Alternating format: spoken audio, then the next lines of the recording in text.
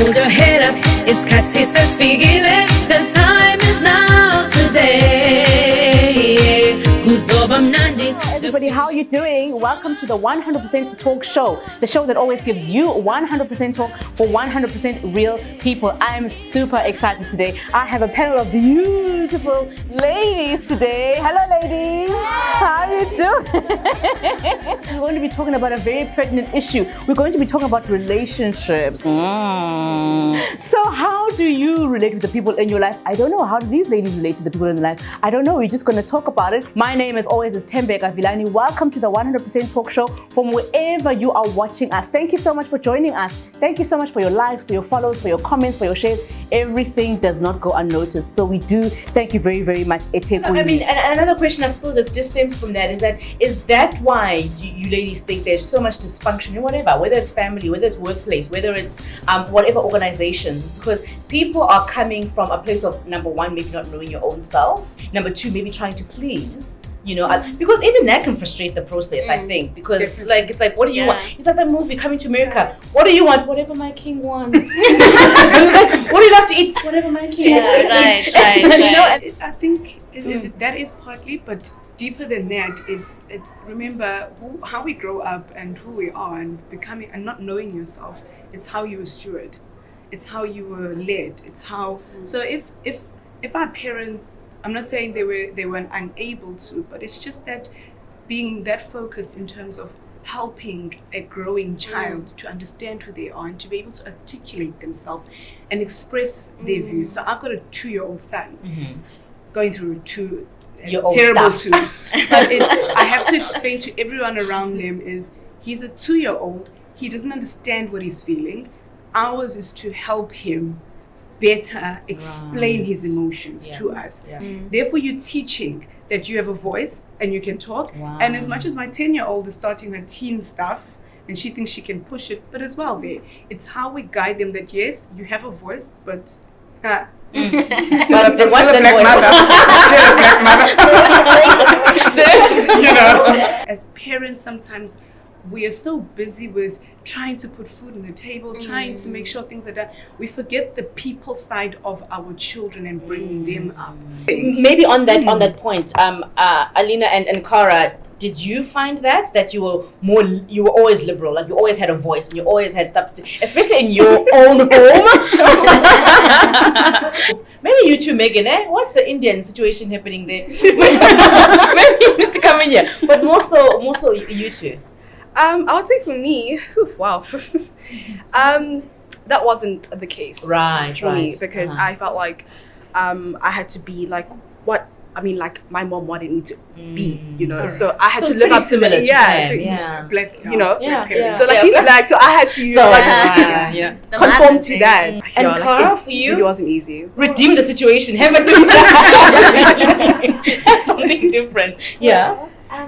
In my home life with my parents and my brother, we were always encouraged to do what we want to do and what dreams we would have, and we're allowed to dream and what we want to be. Like, you know, what dreams little kids have is you want to be a princess or a mermaid. We never had such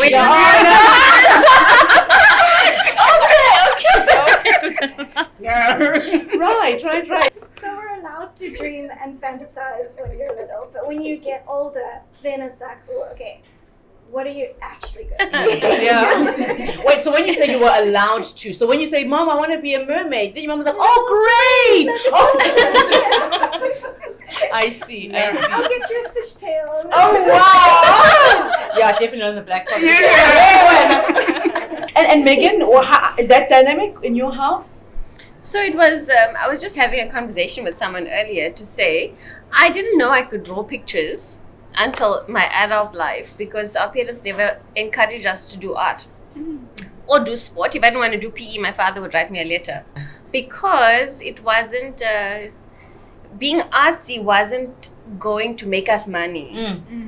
Coming from a brown background, a non-white background. and I love to speak, so maybe like speech and drama would have been a thing for me. And then I was never encouraged to push beyond my academic level. And like Pam said, it wasn't because my mother didn't love me, it was because their understanding of the world was limited as well. So they did the best they could with the means that they had. Sure. And my mom wasn't going to rest if I didn't graduate. So the conversation we had in 2012 was, Megan, you'll not leave this house to get married until that degree is complete. So it was one subject, and my wedding was planned for December 2012. Yeah. Thanks, Mom. Motivation. My next question here is, what is your relationship with your mother? Because for me, my relationship with my mother growing up, it was, it wasn't a relationship, actually, I would say, It was, I need to feed you, take you to school, clothe you, And so I grew up, and my mother had a lot of sisters. So basically all her other 4 sisters raised me, And then I remember one time in particular, and then she got married to a person who's not my father. And even that process, I wasn't very involved in. And so then the one time I had visited her, yay, Kara. Wow. That's pretty normal.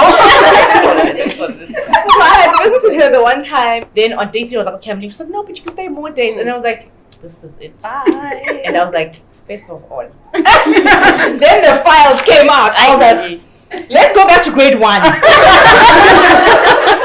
And then the files came out, and then I just laid out all on the table. And then she also had the same, because I hadn't realized what struggles that she was going through when I was younger. I hadn't realized the sacrifices that she had to make.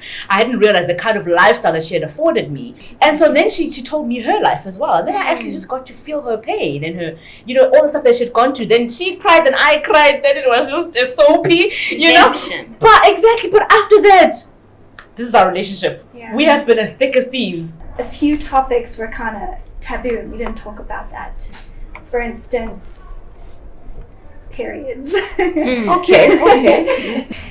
And then little things like cooking and how to shave as well. Like things like that, where you kind of have to figure it out yourself.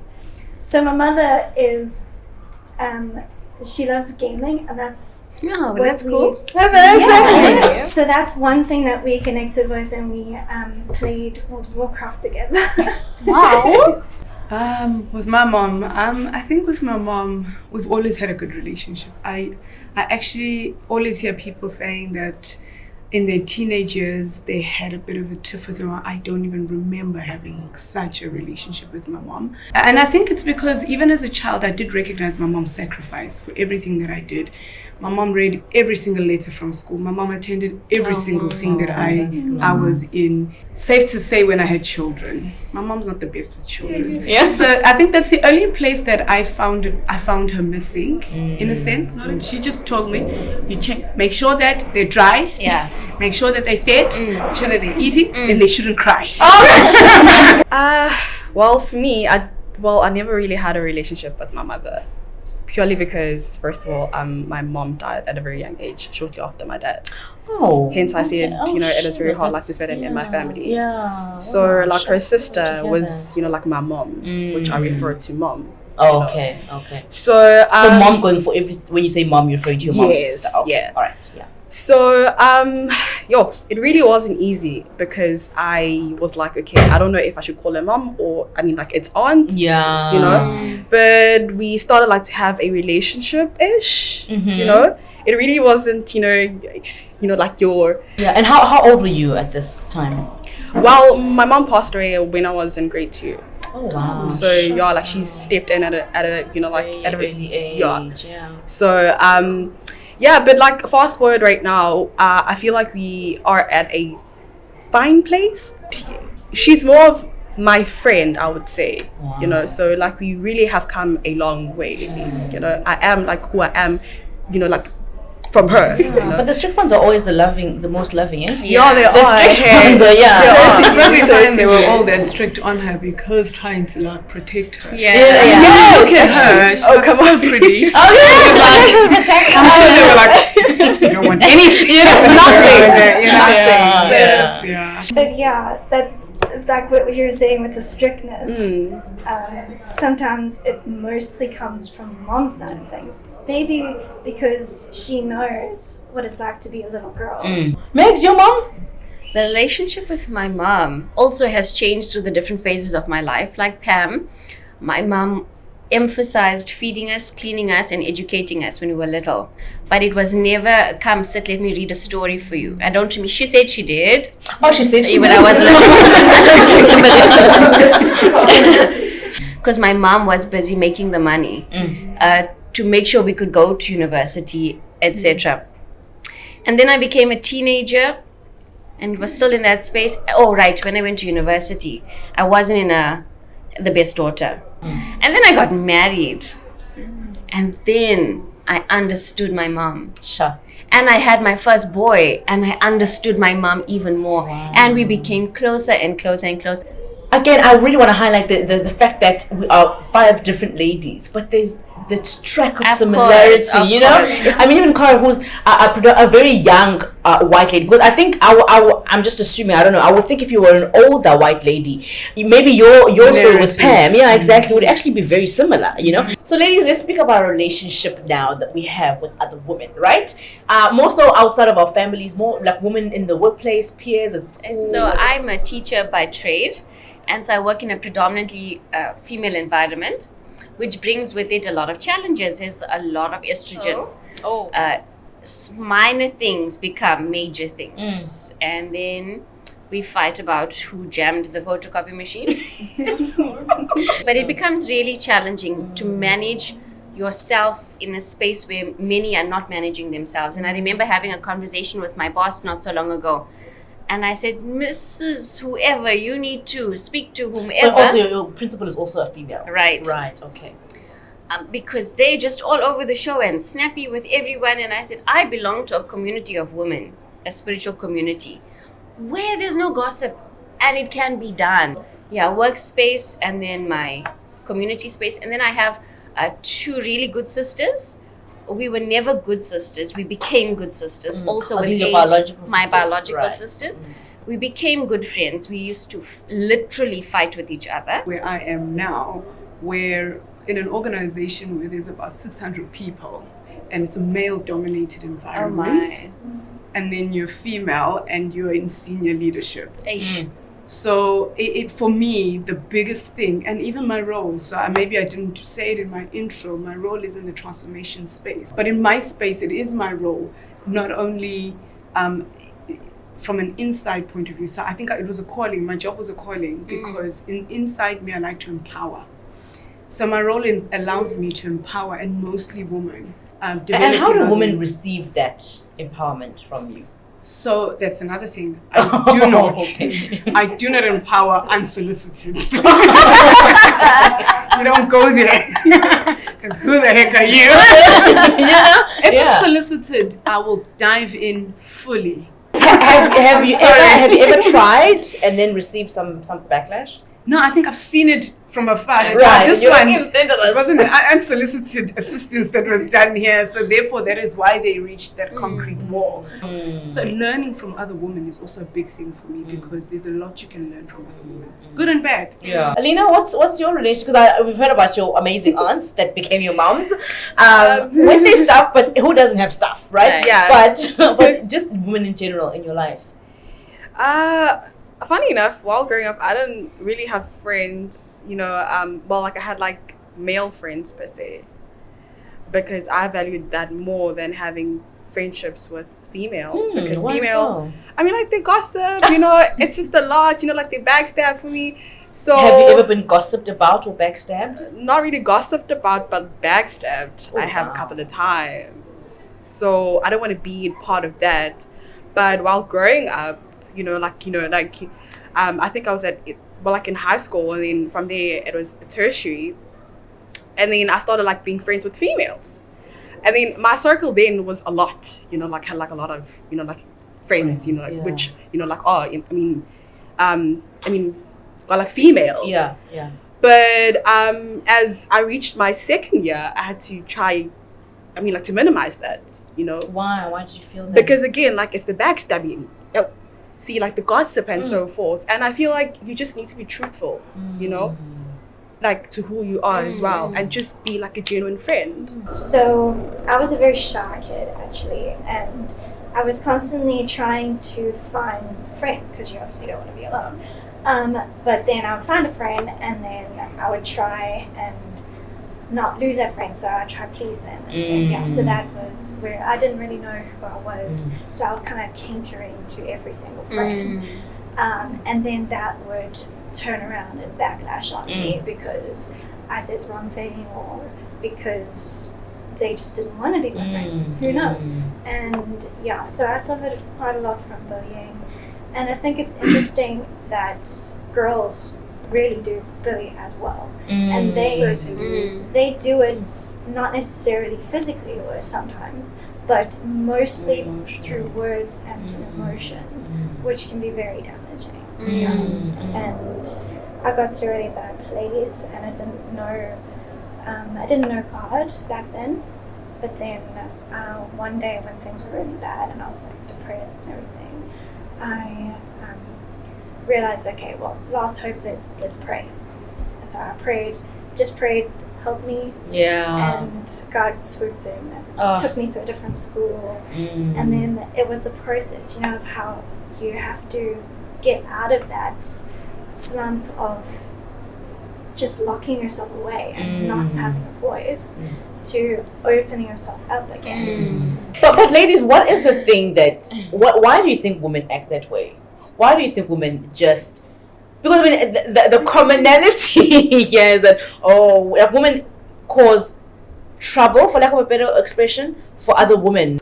I personally think it's envy. Yeah, that's how I feel. Like, oh my god, like this whole like envious, you know, like like how you look, you know, like how you dress, you know, like what you have, like are you married, you know, like your career. That's just how it is, and it's sad actually. It's very sad. But then why don't we just ask each other, like, hey Alina, where'd you get that top? It's really great. I'd like one myself, or whatever. What do you use for your skin, or whatever the case may be? I have no idea. You know.